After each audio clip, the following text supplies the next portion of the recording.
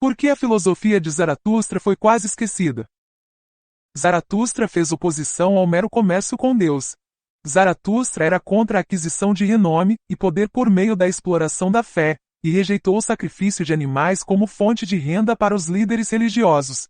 Além disso, em sua filosofia, ele enfatiza que todo ser humano deve buscar sua perfeição apenas por meio de bons pensamentos, boas palavras e boas ações. Zaratustra não deixou, portanto, ao contrário de outras religiões, espaço para os líderes religiosos mediarem entre Deus e os homens, prometendo-lhes o paraíso e os ameaçando com o inferno, a fim de enriquecer às custas desses fiéis. Segundo Heródoto, Zaratustra tirou desses mercadores da fé os templos e casas de Deus que, na verdade, eram suas próprias casas e palácios. Assim, não lhes restava mais nenhum meio de se enriquecerem com a ignorância das pessoas, e isso incitou os mercadores da fé a uma intensa animosidade contra a doutrina de Zaratustra. Após o desaparecimento de Zaratustra, os religiosos da época tentaram introduzir crenças antigas em sua doutrina, para abrir caminho à exploração de seus seguidores. Assim, algum tempo após a morte de Zaratustra, a adoração de divindades como Mitra e Anahita ressurgiu no Irã, de modo que Xerxes adorava não apenas Ahura Mazda, mas também Mitra e Anahita.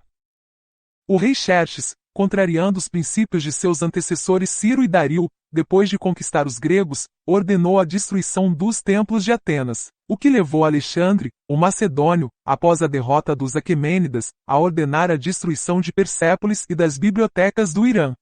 Além disso, desejando fazer os gregos se beneficiarem da ciência e filosofia dos iranianos, ele ordenou a tradução, antes de destruí-los, de um grande número de tratados encontrados nas bibliotecas, sobretudo de medicina. Esses tratados constituíram uma parte dos fundamentos da ciência e da filosofia ocidentais. Os árabes muçulmanos fizeram o mesmo após a invasão do Irã e a derrota dos sassânidas a partir do século VII d.C. Onde quer que encontrassem um tratado ou um escrito, destruíam-no com fogo ou água. Os invasores árabes ainda impediam os iranianos de falar a língua persa para distanciá-los de suas raízes culturais e para que ficassem para sempre culturalmente ligados aos árabes, como ocorreu com o povo do Egito e da Síria. No entanto, antes de ser quase extinta, a língua persa foi revitalizada pelo poeta iraniano Firdousi no século X com a escrita do Shahnameh, o Livro dos Reis, que é uma grande obra poética que narra a história e a mitologia do Irã, desde a criação do mundo até a sua conquista pelos árabes no século VII. Por outro lado, para garantir seu domínio absoluto sobre os iranianos, os árabes muçulmanos invasores lhes impuseram o islamismo como religião, e nesse contexto massacraram os zoroastrianos sob o pretexto de que eram adoradores do fogo. Infelizmente, a obra dos árabes foi continuada por muito tempo pelos muçulmanos fundamentalistas. Por isso, uma parte dos zoroastrianos haviam abandonado o Irã rumo à Índia, onde hoje são conhecidos como parsis. E uma pequena parte dos zoroastrianos permaneceram no Irã suportando todo tipo de opressão e humilhação.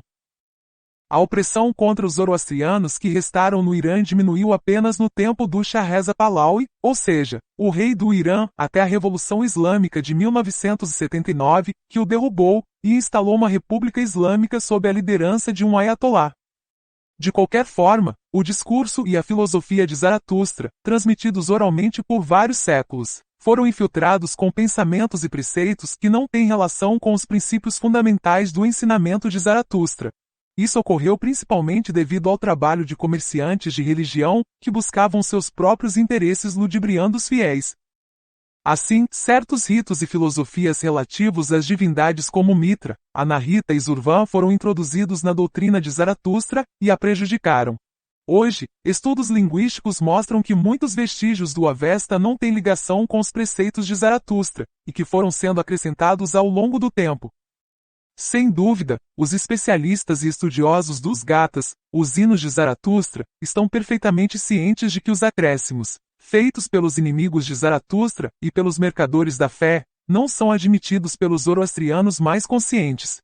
A verdadeira natureza da filosofia de Zaratustra será percebida na sua integridade quando linguistas e estudiosos purificarem suas liturgias e explorarem ainda mais as tábuas de argila dos templos de Ciro e Dario que permaneceram a salvo dos inimigos do Irã, e que trazem muitas informações sobre a filosofia e religião praticada pelos iranianos naquela época.